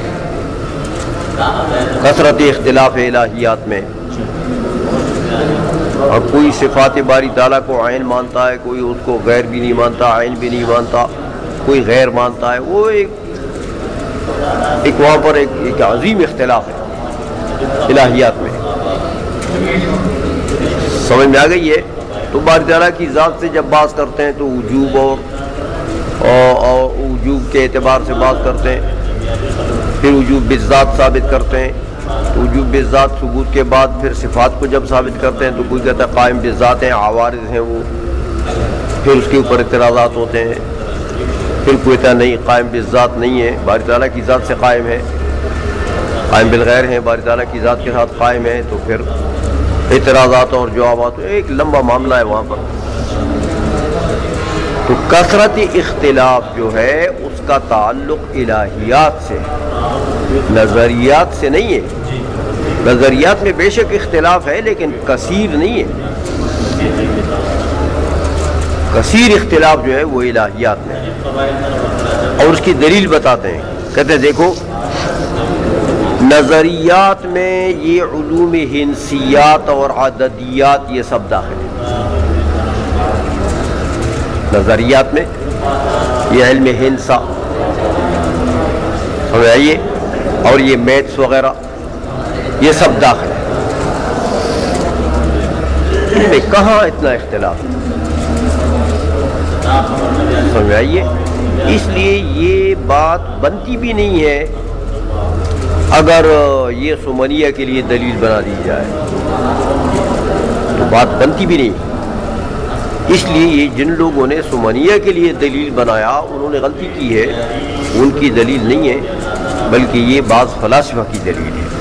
آئیسوں میں اس لیے علامہ خیالی فرماتے ہیں ھذا دلیل بعض الفلاسفۃ للسمنیۃ علامتہما، سمنیہ کی دلیل نہیں ہے، جیسے وہم کیا گیا، کیوں کہ اذ لا کثرت اختلاف فی العلوم المتسقۃ من الہندسیات والعددیات، کہ یہ جو علوم نظریہ ہیں، علوم متسقہ جیسے عددیات ہیں، ہندسیات ہیں، علوم متسقہ جو آپس میں ربط رکھتے ہیں، علوم نظریات متسقہ یعنی المتعلقۃ بعضها ببعض، عددیات کا اور ہندسیات کا تعلق ہے نا آپس میں، ان میں کثرت اختلاف کدھر ہے؟ اس لیے یہ بات بنتی بھی نہیں ہے، اگر سمنیہ کی دلیل بنایا جائے اس کو تو بات صحیح بھی نہیں ہے، سمجھ آئیے؟ تو اس لیے فرماتے ہیں کہ یہ جن لوگوں نے اس کو سمنیہ کی دلیل بنایا ہے یہ ٹھیک نہیں کیا ہے۔ چلو جی، قوله فيتناقض لأن هذه نسبة عدم المعلومية إلى ذات الله تعالى وصفاته فيكون من قبيل النظر في الإلهيات، لكن يريد أن يقال هذه الطائفة إنما تنفي العلم على الظن ولعله من ضعف الظن في هذه المسألة أيضا۔ اچھا اب انہوں نے یہ جو بات کی تھی نا کہ بھائی جواب دیا تھا نا، ایک جواب تو یہ دیا کہ والجواب ان ذلک لفساد النظر، کہ یہ جو کثرت اختلاف ہے نا وہ تناقض آراء ہے، تو یہ تو نظر کی فساد کی وجہ سے، لہذا فلا ینافی کون النظر الصحیح من العقل مفیدا للعلم، اگر صحیح نظر کی جائے تو وہ پھر مفید علم ہے، اور یہ جو تم کہتے ہو کہ تناقض آراء ہے اور کثرت اختلاف ہے، یہ تو نظریات میں جو تم کہتے ہو یہ تو بھائی، اور یا الہیات میں یہ سب فساد جو لازم آ گیا، کدھر سے لازم آ گیا؟ نظر کے فساد کی وجہ سے، کہ تم جو نظر کرتے ہو ترتیبی اموری معلومہ دیتے ہو نا، تو وہ قواعد کے مطابق نہیں کرتے۔ اگر نظر صحیح کر لو، عقل اگر نظر صحیح کر لے تو پھر تو وہ مفید علم ہے. آئی سمجھ میں؟ علا سے دوسرا جواب دیا تھا کہ علا انما ذکرتم استدلال بنظر العقل. ایک طرف تم کہتے ہو کہ عقل مفید علم نہیں ہے نظریات میں. کون کہتے ہیں؟ عثمانیہ. عقل مفید علم نہیں ہے کس میں؟ نظریات میں. فلاسفہ کہتے ہیں الہیات میں. لیکن بہرحال اس پر تو اتفاق ہے دونوں کا کہ نظر مفید علم نہیں. محل میں اختلاف ہے کہ وہ محل بناتے ہیں الہیات کو، یہ محل بناتے ہیں نظریات کو. اچھا تو تم کہتے ہو کہ نظریات میں عقل مفید علم نہیں. تو یہ بتاؤ، فلاسفہ کہتے ہیں کہ الہیات میں عقل مفید علم نہیں. کیوں نہیں ہے؟ کہتے بناء علی کثرت الاختلاف و تناقض الآراء.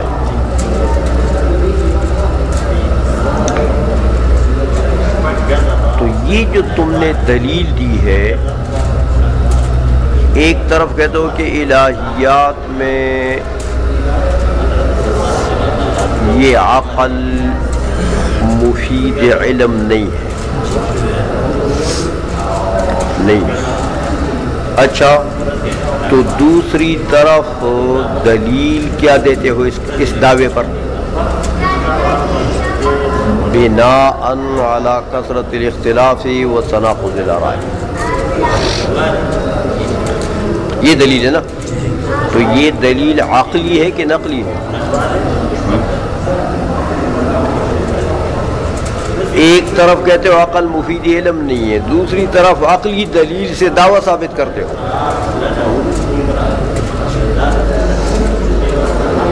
تو جب عقلی دلیل سے دعویٰ ثابت کرتے ہو، اس سے تو پتہ لگا کہ عقل کو مفید علم مانتے ہو.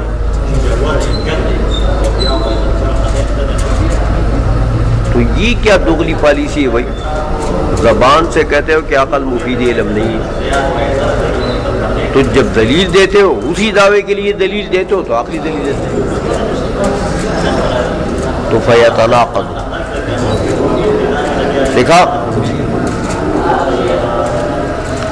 اس لیے کہتے ہیں علی ان ما ذکرتم استدلال بنظر العقل. یہ جو استدلال کرتے ہو بناء سے، یہ تو نظر عقل سے استدلال ہے. تو ففیہ اثبات ما نفیتم، جس کی نفی کی ہے تم نے زبان سے، یہ دلیل سے تو اس کا اثبات ہو رہا ہے. فیتناقض، لہذا دلیل اپنے آپ کے لیے مناقض ہے. دلیل دعوے سے دعویٰ ثابت نہیں کر رہا، بلکہ دعوے کی نقیض کو ثابت کر رہا ہے. آئی سمجھ میں؟ تو یہ تو معاملہ خراب ہو گیا نا. یہ بات کہی انہوں نے. کہتے دیکھو تناقض آ جائے گا کہ الہیات میں کہتے یہ ہو کہ الہیات میں عقل مفید علم نہیں ہے.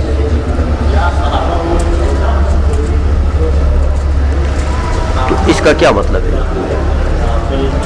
کہ باری تعالیٰ اور باری تعالیٰ کی صفات کا علم عقل سے نہیں آ سکتا. یہ مطلب نہیں. اس لیے کہتے ہیں لأن هذه نسبة عدم المعلومیت الى ذات اللہ تعالی و صفاتی. یہ تو تم نے گویا کہ عدم معلومیت کی نسبت کر دی کس کی طرف ہو؟ باری تعالیٰ کی ذات اور باری تعالیٰ کی صفات کی طرف. کہ تم کہتے ہو الہیات میں مفید علم نہیں ہے، مطلب کیا کہ عقل سے نہ باری تعالیٰ کی ذات کا علم آ سکتا ہے نہ باری تعالیٰ کی صفات کا؟ سمجھ میں آ گئی ہے؟ اچھا دلیل میں کیا کہتے ہو کہ بناء علی کثرت الاختلاف و تناقض الآراء، بناء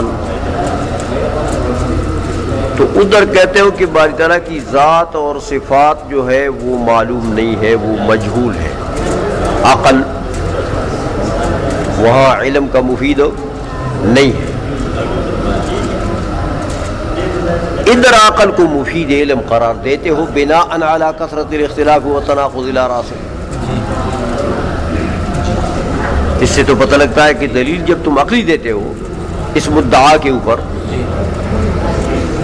سمجھائیے، اس لیے کہتے فیکون من قبیل النظر فی الالہیات، جب تم نے کہا کہ باری تعالیٰ کی ذات باری تعالیٰ کی صفات کا علم نہیں ہے، یعنی نسبت تم نے کر دی عدم معلومیت کی باری تعالیٰ کی ذات اور صفات کی طرف،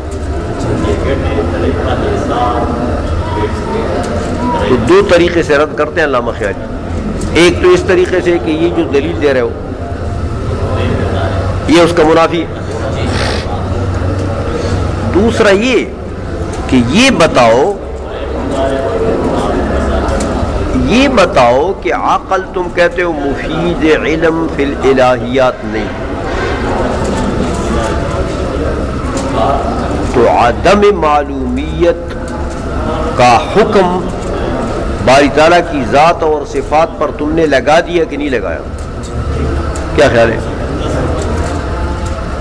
عدم معلومیت کا حکم باری تعالیٰ کی ذات اور صفات پر لگا دیا کہ نہیں لگایا؟ یہ حکم کیسا ہے؟ یہ عقلی ہے کہ یہ نقلی ہے؟ یہ جو حکم لگاتے ہو یہ عقل سے بتا رہے ہو، عقل اس کا مفید ہے اس حکم کا کہ نقل مفید ہے؟ تو ظاہر بات ہے کہ نقل تو اس کا مفید نہیں ہے، تو تم نے یہ حکم جو لگایا باری تعالیٰ کی ذات اور صفات پر عدم معلومیت کا، یہ حکم عقلی نہیں ہے، تو فیکون من قبیل النظر فی الالہیات، تو یہ الہیات میں تم نے نظر کر دی کہ نہیں کی؟ الہیات میں تم نے ایک حکم عقلی لگا دیا کہ نہیں لگا دیا؟ تو یار ادھر کہتے ہو کہ عقل مفید نہیں ہے الہیات میں، ادھر حکم عقلی لگاتے ہو الہیات میں، سمجھ آئیے؟ تو یہ جو حکم تم نے لگایا عدم معلومیت کا باری تعالیٰ کی ذات اور صفات کے اوپر، یہ بھی تو حکم عقلی ہے، یہ کوئی نقلی حکم ہے؟ یہ کوئی قرآن اور حدیث سے تم نے استدلال کیا ہے؟ تو یہ حکم جو ہے یہ تو بتا رہا ہے کہ تم یہ حکم عقلی لگاتے ہو، یہ حکم تو بتا رہا ہے کہ عقل الہیات میں مفید علم ہے، اور دعویٰ یہ کر رہے ہو کہ نہیں، تو یہ تناقض نہیں ہے؟ یا تناقض ہو، یہ بات ٹھیک ہو گئی نا؟ اچھا کہتے ہیں یہ اعتراض تو ہوگا یہاں پر، لیکن علامہ خیالی فرماتے ہیں کہ چونکہ یہ فلاسفہ ہے نا،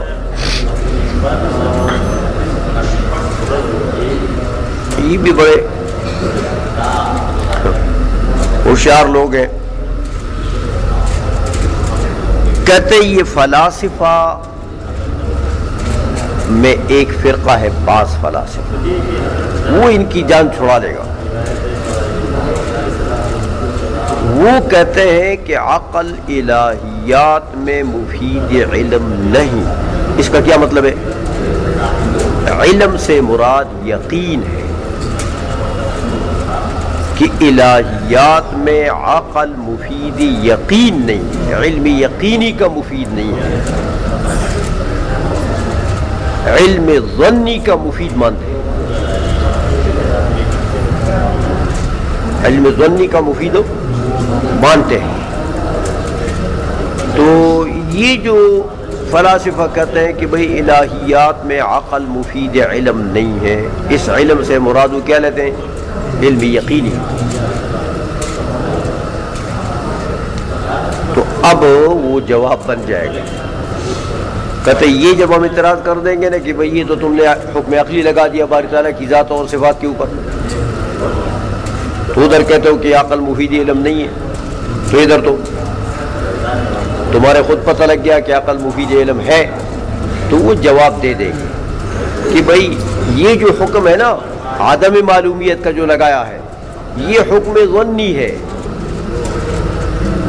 یہ حکم تو یہ حکم ظنی جب ہو گیا تو ظنی کے لیے تو وہ مفید قرار دیتے ہیں، مفید قرار دیتے ہیں. ہاں یقین کے لیے وہ مفید نہیں مانتے. سمجھ میں آ گئی ہے؟ وہ کہتے ہیں کہ عقل مفید علم نہیں الہیات میں. کیا مطلب؟ علم یقینی کا افادہ نہیں کرتی ہے عقل. اور یہاں جو تم نے ثابت کر دیا کہ دیکھو عدم معلومیت کا حکم تو تم نے لگا دیا باری تعالیٰ کی ذات اور صفات کے اوپر، تو یہ تو حکم عقلی ہے. تو تم نے تو عقل کو مفید علم مان دیا. تو وہ کہیں گے ٹھیک ہے نا، ہم نے مفید ظن مانا، تو یہ حکم ظنی ہم مانتے ہیں، اس کو یقینی تو نہیں مانتے. بات سمجھ میں آ گئی ہے؟ تو کہتے ہیں یہ ان کی طرف سے گویا کہ یہ جواب بن جائے گا.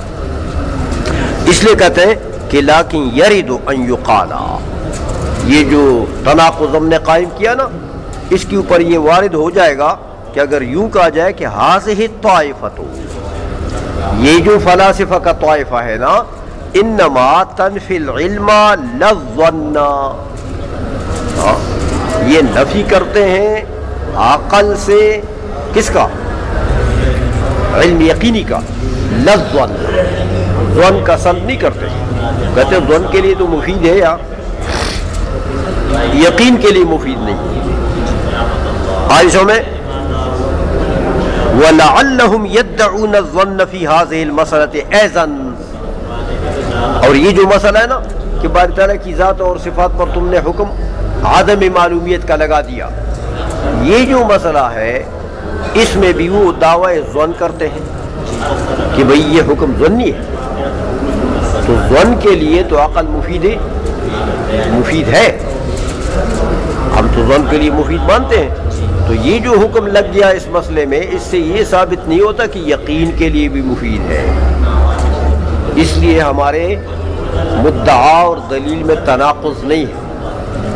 سمجھ میں آ گئی ہے؟ وہ کہتے ہیں کہ یہ جواب ان کی طرف سے وہ بن جائے گا. آئی سمجھ میں ہو گیا؟